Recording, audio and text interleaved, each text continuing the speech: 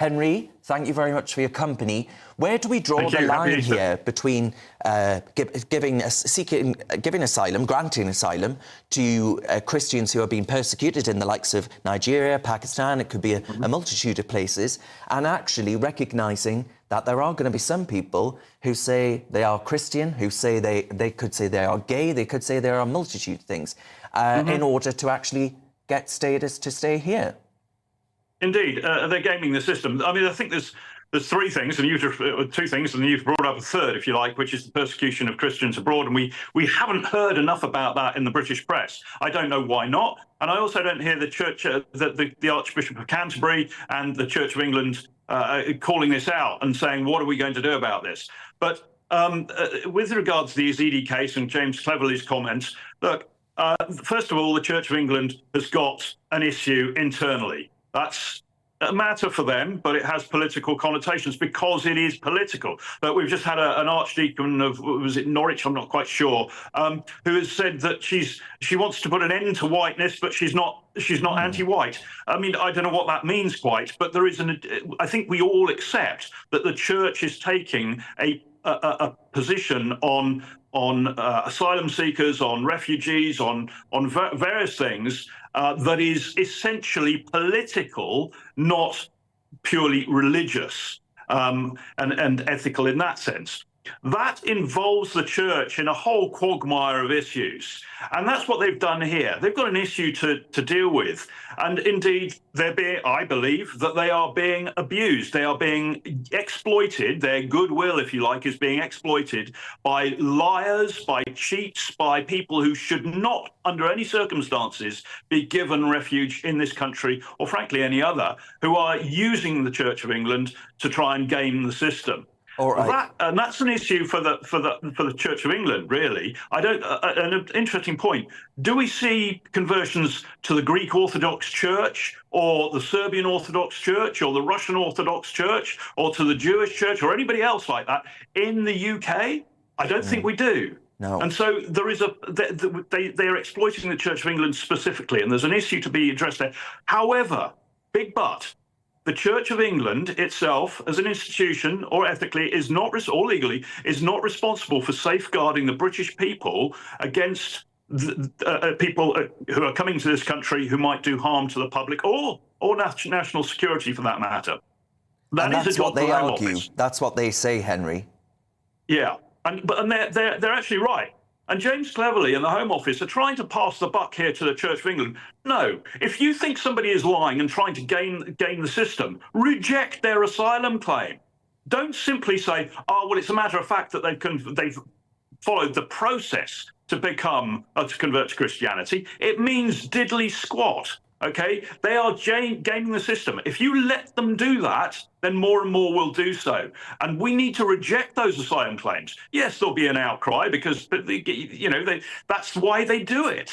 But the Home Office has got to stand firm on this. Its job is to protect the British people. And in the Yazidi case, it's a clear example where they didn't do that. They failed bitterly to do that. And so, let's not allow James Cleverly to pass the buck here. But also, let's say to the Church of England, look, you have got some issues here. You need to address them because it's undermining the Christian faith, your congregation, the entire institution of the church. And we're talking at Easter now, at a time when, instead of celebrating Easter, this country, half of this country seems to be putting up lights and doing all sorts of other things to show that actually we don't care about it. Well, the Church of England has got some responsibility there, and I think it's failing. That's a matter for the Archbishop and the Synod and so on. But so let's have that conversation, but don't let the Home Office get off with this by passing the buck on to somebody else. The buck starts with James Cleverly in the Home Office. Yeah, and Henry, one of our viewers has emailed in, Timothy, good afternoon to Timothy, and he says, actually, he's talking about it being a cultural issue. He says, I don't want a lot of people coming to this country because culturally they are not aligned with many of us who are here. That's very true, Darren. I agree. And look, you cannot bring in, and nowhere in history have we brought two cultures together without integration and an effort to integrate those two cultures. And if there's not been that effort, a successful effort, then you end up with tension, social tension, that quite often spills into confrontation, conflict, and violence.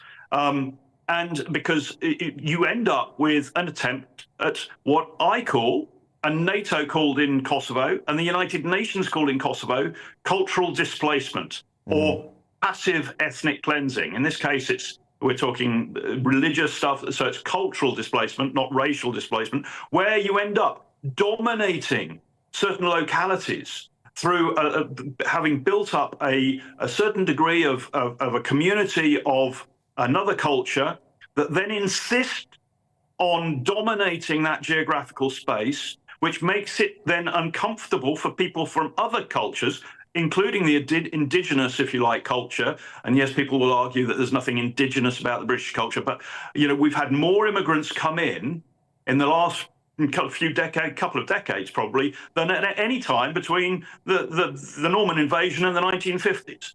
Yeah. So it's about pace of change here. It's about people feeling insecure.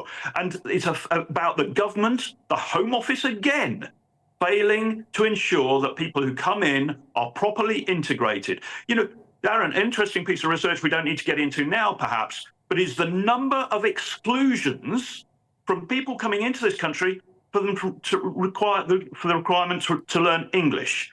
So family members, the dependents, asylum seekers and their dependents. It's a real problem. Yeah, it's a real problem. All right, yeah. Henry Bolton, we're going to have to leave it there, unfortunately, but that's Henry Bolton, the International Security and Border Control expert. I do have a statement by the Church of England, who have said it is the role of the Home Office and not the Church to vet asylum seekers and judge the merits of their individual cases. We wrote to the Home Office and they said they had no evidence to show us in regards to these claims.